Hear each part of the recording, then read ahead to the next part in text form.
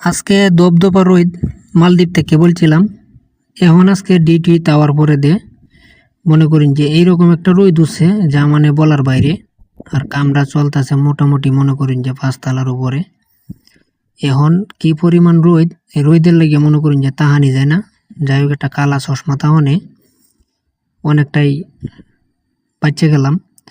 আর এখন আইসি আমি মূলত একটা টাইস কাটার লেগে, যেহেতু ছাদের উপরে কিছু টাইস লাগানির বাহি আছেন, তো এই জায়গাটার মধ্যে এখন কিছু টাইস কাটন লাগবো।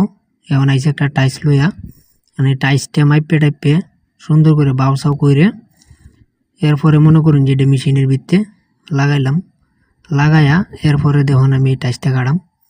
তো মূলত কথা হইতাছে যে যে জায়গাতে আছেন বিদেশ বাড়ির ব্যাপার, সাবধানে কাম কাজ করবেন। আর আমিও আমার জায়গা থেকে সেফটি আছি, আর সবাই সবসময় কই সেফটিতে কাম কাজ করবেন।